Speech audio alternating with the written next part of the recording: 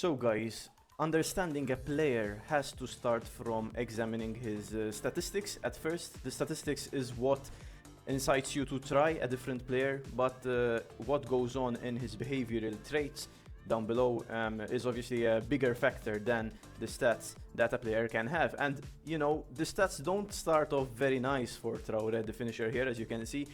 At level 11, which, you know, level 11 is a long way away, but I mean, his stats are 11 speed, 11 height, and 11 strength. Now, those are terrible, but they don't influence this player as much as you think. Then we have his, you know, best traits, which are the power, skill, and response, all at 48 points at obviously max level. Mine at the recording of this video is level 9, so those are 42 for each. Now, this player here is the best free kick taker in the game alongside Lee, the maestro, because both Lee and Traore here have 48 skill and 48 shot power. Those are the most important traits when it comes to taking a free kick.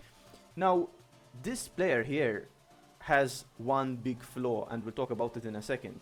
But the most obvious flaws here are speed, height, and strength. Now, obviously this guy won't be running anywhere interesting anytime soon. He's a very, very slow player, but you can still use him quite often when building up your play, and that's because he has a bunch of response.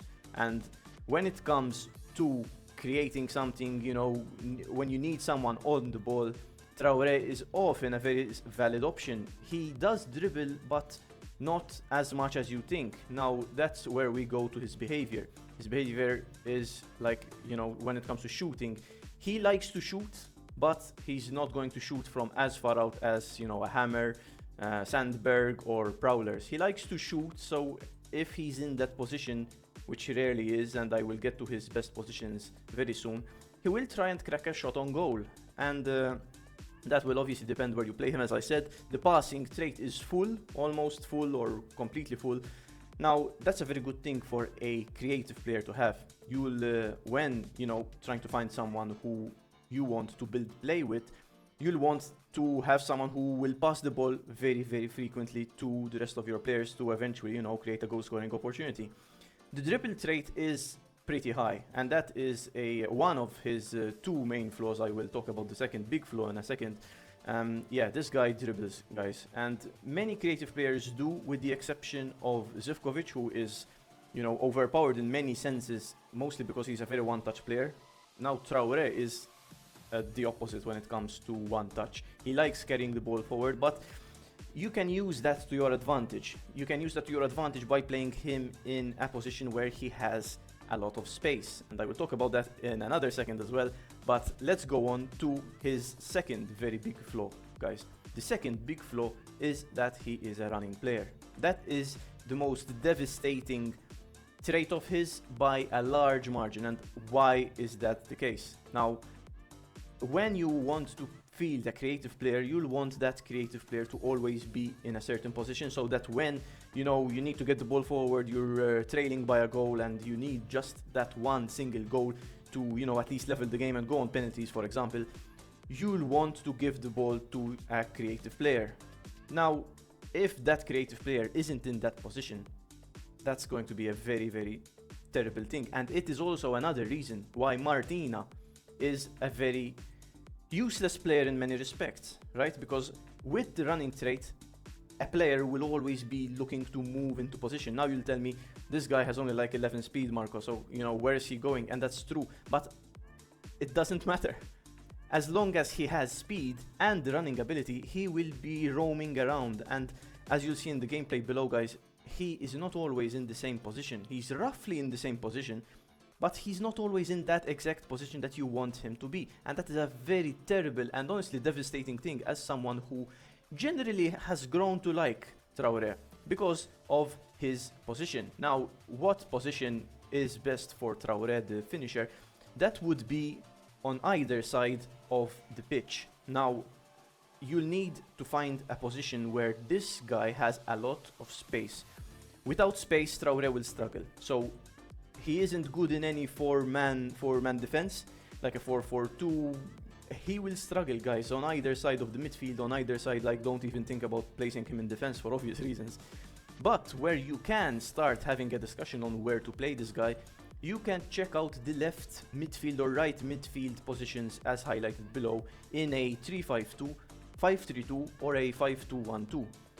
Those positions are usually the ones with a lot of space, enough space for Traore to progress things up the field and, find that long ball to your striker. In these positions, Traore is pretty okay. And he's even better than okay in most respects because of his very, very secret kind of trait. And this is one of the best traits that I love about Traore, is that, and this is very important to understand, guys, Traore very rarely heads the ball. And that might sound really random, right? Why doesn't he head the ball? I don't know, but he very rarely does it. This is completely unlike Zivkovic and unlike Jones, who have a lot of skill, a lot of shot power, a lot of creativity, but in many occasions when you give them the ball at a high kind of level, Zivkovic and Jones will tend to just head the ball, and when a player heads the ball, the kind of range of passing is very, very, very limited. Now Traore does not like to head the ball when you pass the ball to him, unless he is pressured, because Traore, unlike what you might expect, is a pretty smart player. He very rarely likes to just dribble kind of like a speedster or, a very like Sinclair or Martina. This guy is pretty smart when it comes to the ball, to receiving the ball. So if he senses that there is enough space for him to carry up the ball upfield, he will chest it down instead of heading it. But when he is under pressure, he will decide to head the ball to the closest player to him. Now this, guys, when I used Traore, and I still do use Traore in my 5-3-2, Traore is very good because, instead of just heading the ball to the closest player, and if the closest player is marked, there's nothing you can do, and that's how many players lose the ball in a 5-3-2. But Traore is different. Traore controls the ball with his feet and even in very tight spaces. And once a player has the ball at his feet, obviously the range of passing is much, much bigger, and that will help you find the pass that you so need to get yourself a goal. My conclusion about Traore, the finisher: I think that he is a very specific player for a very specific position. As I told you guys, on the flanks of a 5-3-2, 5-2-1-2 or a 3-5-2, Traore will do a better job than most people will expect. His lack of speed is not really a factor when you place him in that position.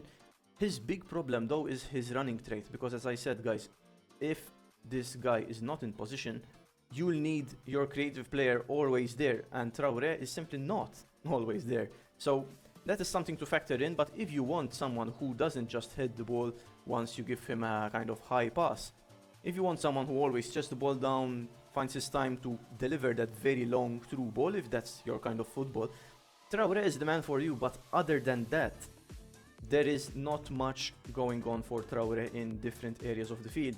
In attack, his speed is, too low to be able to factor him there. His height and strength are obviously something that we don't even need to talk about at all. So there are just many better options when it comes to attack. In defense, as I said, there's not even a discussion to be had. The only place that Traore kind of excels is, as I said, on the flanks of the 5-3-2, 5-2-1-2 or 3-5-2. Let me know what you think about this player, guys, or if you disagree or agree with me on what I said, because as always, guys, this has been my opinion after a few hundred games playing Traore in mostly a 5-3-2. So, eventually I might release a video where I found the best position for him, where he'll be, banging in goals and giving assists all the time. I haven't managed to be able to do that yet, so far this is my analysis on Traore, the finisher. Thanks for watching, people.